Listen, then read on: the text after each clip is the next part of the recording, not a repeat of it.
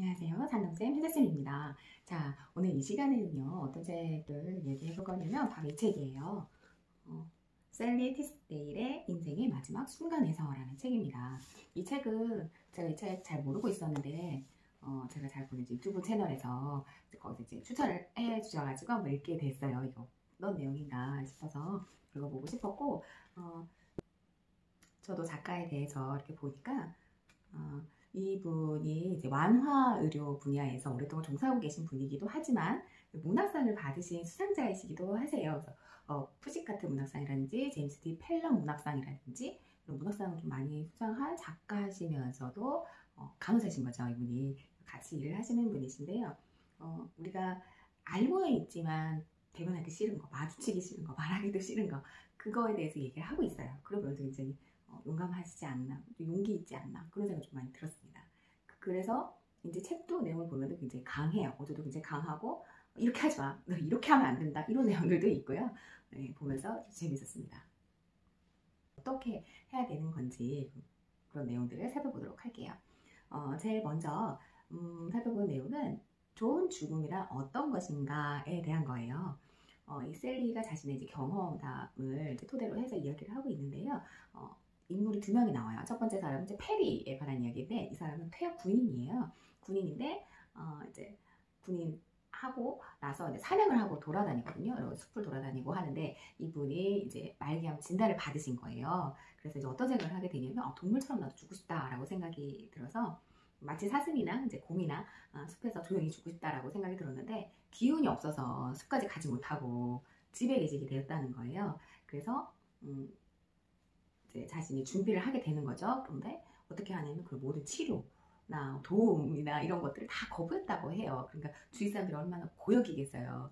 그래서 뭐 옷도 갈아야 되고 시트도 갈아야 되고 그런 것들이 많은데, 그런 거 다 하지 말라고 하고, 결국에는 도와주려고 모인 사람들이 뭐 이렇게 이제 더 많이 힘들어지게 되는 그런 상황이 되었던 거죠.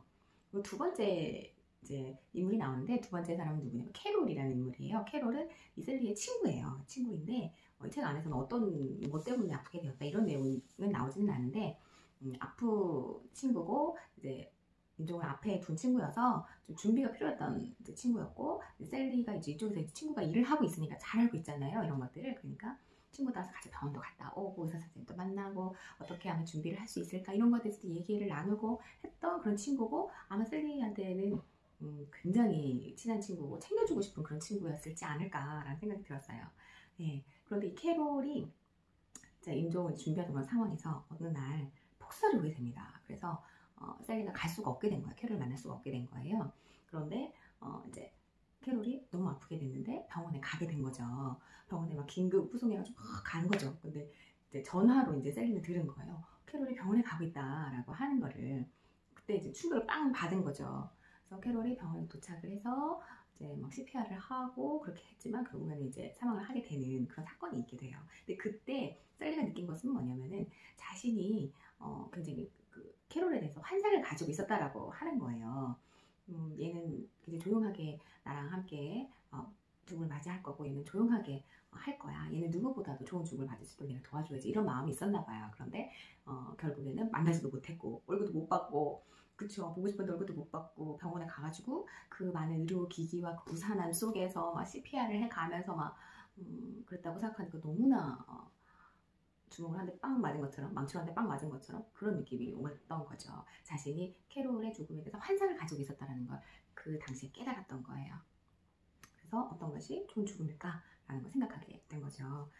그리고 세 번째 사례가 나오는데, 세 번째 사례는 뭐냐면 전혀 모르는 사람이에요. 전혀 모르는 사람인데 알고 보니까 딸의 친구였다고 해요. 근데 이제 이제 셀리하고는 전혀 관련이 없는 사람이죠. 그런데 이제 집 앞에서 교통사고가 나게 됩니다. 교통사고가 나게 되는 상황이 되는데, 이런 모든 것을 다 보았을 때는 어떤 것이 좋은 죽음일까요? 생각해 보셨어요? 첫 번째 페리는 어떤 사람이죠? 퇴역 부인이었고 사냥을 하면서 막 지내고, 이제 내가 죽을 때가 되니까 동물처럼 죽고 싶다, 자연스럽게 죽고 싶다 해서 모든 치료를 거부한 상황이었고, 캐롤 같은 경우에는 병원으로 가게 되죠. 병원으로 가게 되고 많은 그런 의료진 속에서 많은 치료를 받다가 죽게 되는 그런 경우였고요. 세 번째는요, 예기치 않았던 거, 계획하지도 않았고 준비할 수도 없었던 그런 갑자기 찾아온 거죠. 어떤 게 제일 좋은 죽음이라고 생각을 하세요? 세 가지 중에서?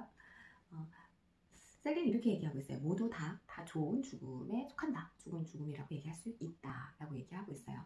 페리는 스스로 치료를 받지 않을 것으로 선택을 했던 거고, 캐롤은 치료를 받는 걸 선택했죠. 그래서 병원으로 갔던 거였고, 근데 아마 셀리는 받지 않을 거라고 생각했나 봐요. 캐롤이 나랑 조용히 맞이하면서 수용하면서 이렇게 가자 이렇게 생각했지, 걔가 병원을 갈 거라고 생각을 못 했나 봐요, 친구가.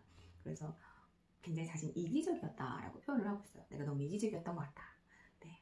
그리고 세 번째 상황에서는 그쵸, 예기치 않았던 사고였죠. 그 누구도 뭐 예상할 수 없는 거고 준비할 수 없는 그런 상황. 다 모두 다 좋은 죽음이라고 얘기할 수 있다라고 얘기하고 있습니다.